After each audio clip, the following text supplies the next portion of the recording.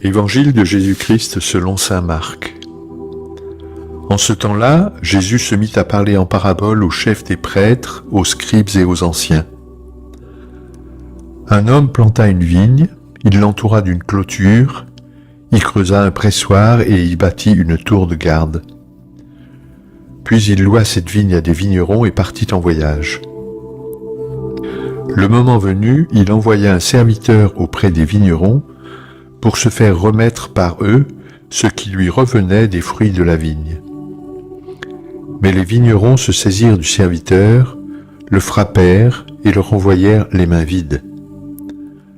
De nouveau, il leur envoya un autre serviteur, et celui-là, ils l'assommèrent et l'humilièrent. Il en envoya encore un autre, et celui-là, ils le tuèrent. Puis, beaucoup d'autres serviteurs. Ils frappèrent les uns et tuèrent les autres. Il lui restait encore quelqu'un, son fils bien-aimé.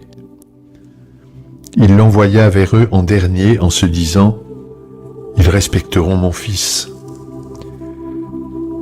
Mais ces vignerons-là se dirent entre eux « Voici l'héritier, allons-y, tuons-le, et l'héritage va être à nous ». Ils se saisirent de lui, le tuèrent et le jetèrent hors de la vigne. Que fera le maître de la vigne?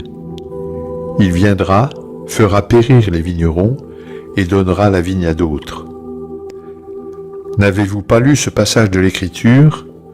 La pierre qu'ont rejetée les bâtisseurs est devenue la pierre d'angle. C'est là l'œuvre du Seigneur, la merveille devant nos yeux. Les chefs du peuple cherchaient à arrêter Jésus, mais ils eurent peur de la foule. Ils avaient bien compris en effet qu'il avait dit la parabole à leur intention. Ils le laissèrent donc et s'en allèrent.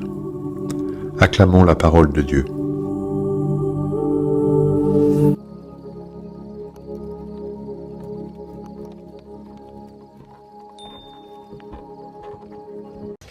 Les auditeurs de cette parabole de Jésus ont très bien compris que c'est à eux qu'elle s'adressait. Les grands prêtres et les pharisiens avaient bien compris qu'il parlait d'eux. Eux, ce sont les représentants d'un judaïsme lié au temple de Jérusalem, un courant auquel Jésus s'est souvent opposé en leur reprochant de multiplier les cérémonies religieuses, les rites, les cultes, sans les relier à la pratique de la justice. Vous dites de belles paroles, mais vous ne les mettez pas en pratique, leur dira souvent Jésus. Ces grands prêtres et ces pharisiens sont-ils prêts à se laisser toucher par la parole de Jésus? Il semble que non. La leçon de Jésus fait flop dans leur cœur. Pourtant, cette vigne, c'est leur peuple, le peuple de l'alliance que Dieu s'est choisi, le peuple en qui Dieu, le propriétaire, met toute sa confiance.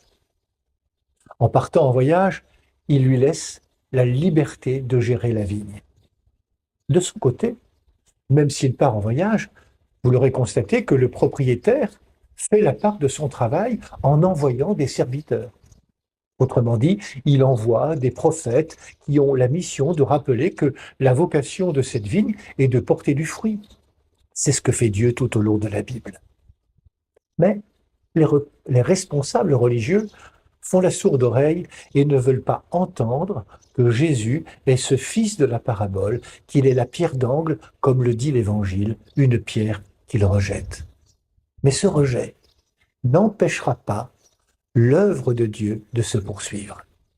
Cette vigne va être confiée à d'autres. Les pharisiens comprennent parfaitement le message de Jésus et veulent alors l'arrêter. La mort de Jésus est alors programmée dans leur cœur, endurcie. Cette vigne appartient à Dieu et c'est à nous qu'elle est aujourd'hui confiée. Elle nous est confiée comme la terre nous est confiée. Elle nous est confiée comme la vie nous est confiée. Que faisons-nous? Allons-nous rejeter Jésus ou allons-nous le mettre au cœur de ce projet d'alliance et de vie? C'est à chacune et chacun de répondre.